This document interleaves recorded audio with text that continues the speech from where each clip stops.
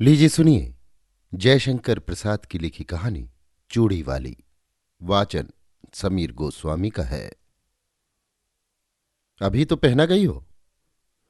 बहू जी, बड़ी अच्छी चूड़ियां हैं। सीधे बंबई से पार्सल मंगाया है।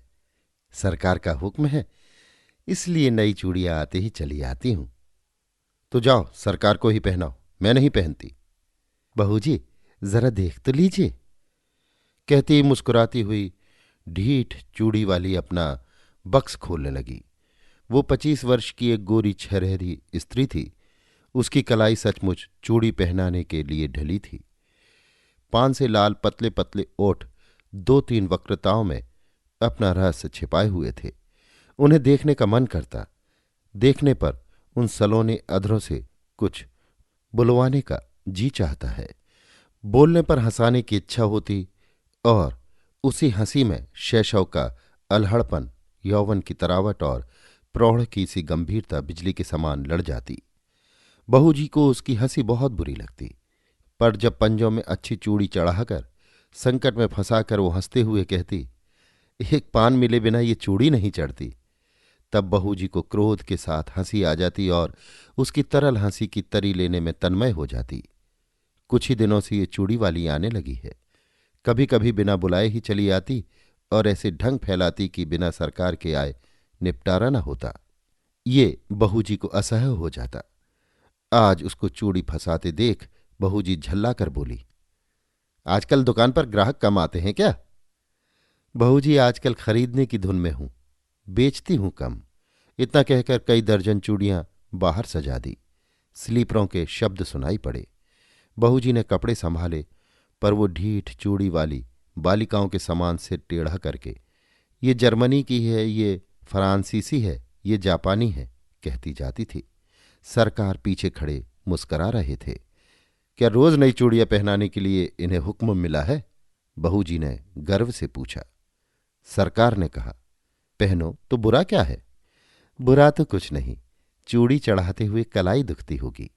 चूड़ी वाली ने सिर नीचा किए कनखियों से देखते हुए कहा। एक लहर सी लाली आंखों की ओर से कपोलों को तर्क करती हुई दौड़ जाती थी। सरकार ने देखा, एक लालसा भरी युवती व्यंग कर रही है। हृदय में हलचल मच गई। घबराकर बोले, ऐसा है तो ना पहने। भगवान करें रोज पहने। चूड़ी वाली आशीर्वाद देने के गंभीर स्वर में प्रोढ़ के समान बोली। अच्छा, तुम अभी जाओ। सरकार और चूड़ी वाली दोनों की ओर देखते हुए बहू जी ने झुंझलाकर कहा, तो क्या मैं लौट जाऊं? आप तो कहती थी ना कि सरकार को ही पहनाओ, तो जरा उनसे पहनने के लिए कह दीजिए। निकल मेरे यहां से, कहते हुए बहू जी की आंखें तिलमिला उठी। सरकार धीरे से निकल गए। अपराधी के समान सर नीचा किए चूड़ी वाली अपनी चूड़ियां बटोर कर उठी। हृदय की धड़कन में अपनी रहस्यपूर्ण निश्वास छोड़ती हुई चली गई। चूड़ी वाली का नाम था विलासनी। वो नगर की एक प्रसिद्ध नर्तकी की कन्या थी। उसके रूप और संगीत कला की सुख्याति थी। वैभव भी कम न था। विलास और प्रमोद का पर्याप्त संभार मिलने पर भी उसे संतोष न था। हृदय में कोई अभाव खटकता था। वास्तव में उसकी मनोवृत्ति उसके व्यवसाय के प्रतिकूल थी। कुलवधू बनने की अभिलाषा हृदय में और दाम्पत्य सुख का स्वर्गीय स्वप्न उसकी आंखों में समाया था। स्वच्छंद प्रणय का व्यापार अरुचिकर हो गया, परंतु समाज उससे हिंसक पशु के समान सशंक था। उससे आश्रय मिलना असंभव जानकर विलासनी ने छल के द्वारा वही सुख लेना चाहा। ये उसकी सरल आवश्यकता थी, क्योंकि अपने व्यवसाय में उसका प्रेम क्रय करने के लिए बहुत से लोग आते थे, पर विलासनी अपना हृदय खोलकर किसी से प्रेम न कर सकती थी। उन्हीं दिनों सरकार के रूप, यौवन और चारित्र ने उसे प्रलोभन दिया। नगर के समीप बाबू विजय कृष्ण की अपनी जमींदारी में बड़ी सुंदर अट्टालिका थी। वहीं रहते थे। उनके अनुचर और प्रजा उन्हें सरकार कहकर पुकारती थी। विलासनी की आंखें विजय कृष्ण पर गड़ गई। अपना चिर संचित मनोरथ पूरा करने के लिए वो कुछ दिनों के लिए चूड़ी वाली बन गई थी। सरकार चूड़ी वाली को जानते हुए भी अनजान बने रहे। अमीरी का एक कौतुक था, एक खिलवाड़ समझकर उसके आने जाने में बाधा न देते। विलासनी के कलापूर्ण सौंदर्य ने जो कुछ प्रभाव उनके मन पर डाला था, उसके लिए उनके सुरुचिपूर्ण मन ने अच्छा बहाना खोज लिया था। वे सोचते, बहू जी का कुलवधू अनौचित सौंदर्य और वैभव की मर्यादा देखकर चूड़ी वाली स्वयं पराजय स्वीकार कर लेगी और अपना निष्फल प्रयत्न छोड़ देगी। तब तक ये एक अच्छा मनोविनोद चल रहा है। चूड़ी वाली अपने कौतूहलपूर्ण कौशल में सफल न हो सकी थी, परंतु बहू जी के आज के दुर्व्यवहार ने प्रतिक्रिया उत्पन्न कर दी और चोट खाकर उसने सरकार को घायल कर दिया। अब सरकार प्रकाश रूप से उसके यहां जाने लगे। विलास रजनी का प्रभात सी चूड़ी वाली के उपवन में कटता। कुल मर्यादा, लोकलाज और जमींदारी सब एक और चूड़ी वाली अकेले। दालान में कुर्सियों पर सरकार और चूड़ी वाली बैठकर रात्रि जागरण का खेद मिटा रहे थे। पास ही अनार का वृक्ष था, उसमें फूल खिले थे। एक बहुत छोटी सी काली चिड़िया उन फूलों में चोंच डालकर मकरंद पान करती और कुछ केसर खाती, फिर हृदय विमोहक कलनाद करती हुई उड़ जाती। सरकार बड़ी देर से कौतुक देख रहे थे। बोले, इसे पकड़कर पालतू बनाया जाए तो कैसा? ये फूल सूंघी है, पिंजरे में जी नहीं सकती। उसे फूलों का प्रदेश ही जिला सकता है, स्वर्ण पिंजर नहीं। उसे खाने के लिए फूलों की केसर का चारा और पीने के लिए मकरंद मदिरा कौन जुटाएगा? पर इसकी सुंदर बोली संगीत कला की चरम सीमा है। वीणा में भी कोई कोई मीड़ ऐसी निकलती होगी। इसे अवश्य पकड़ना चाहिए। जिसमें बाधा नहीं, बंधन नहीं, जिसका सौंदर्य स्वच्छंद है, उस असाधारण प्राकृतिक कला का मूल्य क्या बंधन है? कुरुचि के द्वारा वो कलंकित भले ही हो जाए, परंतु पुरस्कृत नहीं हो सकती। उसे आप पिंजरे में बंद करके पुरस्कार देंगे या दंड? ये कहते हुए उसने विजय की एक व्यंग्य भरी मुस्कान छोड़ी। सरकार की उस वन विहंगम को पकड़ने की लालसा बलवती हो उठी। उन्होंने कहा, जाने भी दो, वो अच्छी कला नहीं जानती। प्रसंग बदल गया। नित्य का साधारण विनोदपूर्ण क्रम चला। चूड़ी वाली अपने अभ्यास के अनुसार समझती कि यदि बहू जी की अपार प्रणय संपत्ति में से कुछ अंश मैं भी लेती हूं तो हानि क्या?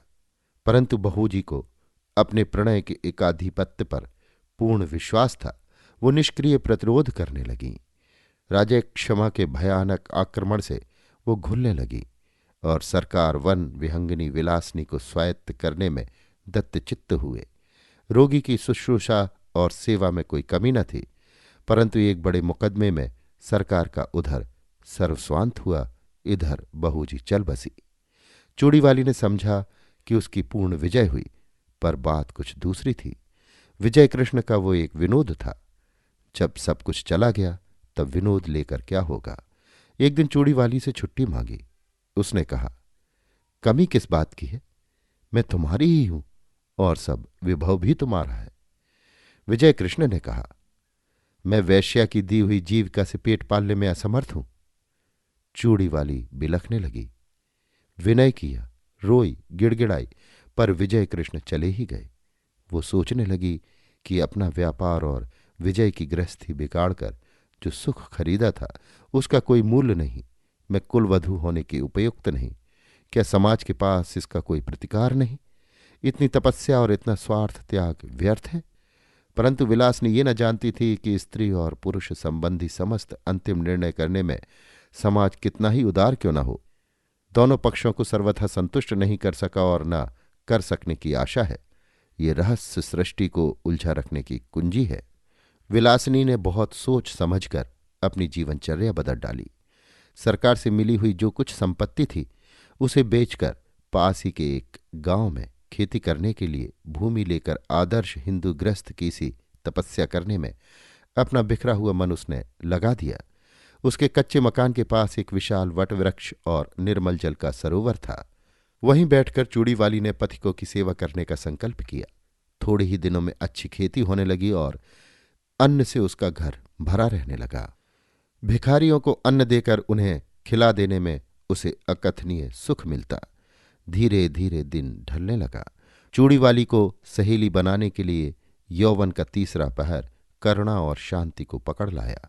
उस पथ से चलने वाले पथिकों को दूर से किसी कलाकुशल कंठ की तान सुनाई पड़ती। अब लो नसानी, अब न नसे हों। वट वृक्ष के नीचे एक अनाथ बालक नंदू को चना और गुड़ की दुकान चूड़ी वाली ने करा दी है। जिन पथिकों के पास पैसे न होते उनका मूल्य वो स्वयं देकर नंदू की दुकान में घाटा न होने देती और पथिक भी विश्राम किए बिना उस तालाब से न जाता। कुछ ही दिनों में चूड़ीवाली का तालाब विख्यात हो गया।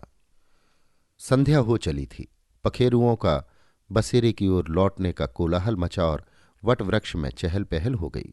चूड़ीवाली चरनी के पास खड़ी बैलों को देख रही थी। दालान में दीपक जल रहा था। अंधकार उसके घर और मन में बरजोरी घुस रहा था।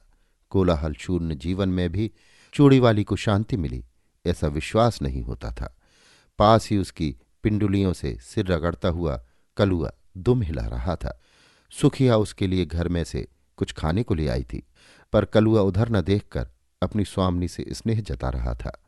चूड़ीवाली ने हंसते हुए कहा, चल तेरा दुलार हो चुका, जा खा ले। चूड़ीवाली ने मन में सोचा, कंगाल मनुष्य स्नेह के लिए क्यों भीख मांगता है?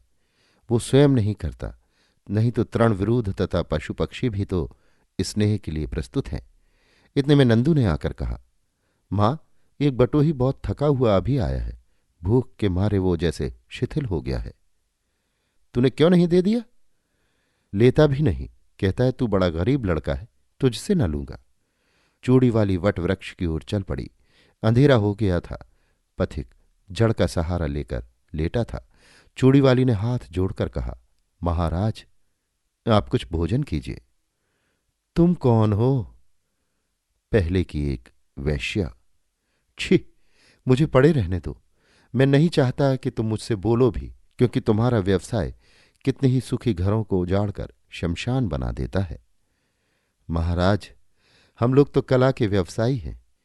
ये अपराध कला का मूल्य लगाने वालों की कुरुचि और कुत्सित इच्छा का है।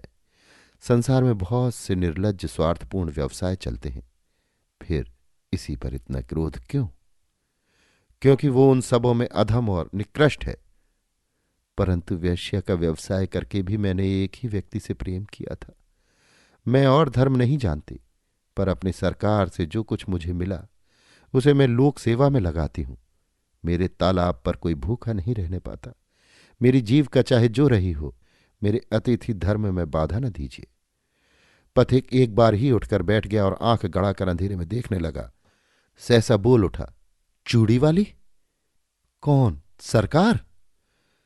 हाँ, तुमने शोक हर लिया। मेरे अपराधजनक तमाम त्याग में पुण्य का भी भाग था, ये मैं नहीं जानता। सरकार, मैंने गृहस्थ कुलवधू होने के लिए कठोर तपस्या की। इन 4 वर्षों में मुझे विश्वास हो गया है कि कुलवधू होने में जो महत्व है वो सेवा का है, ना कि विलास का।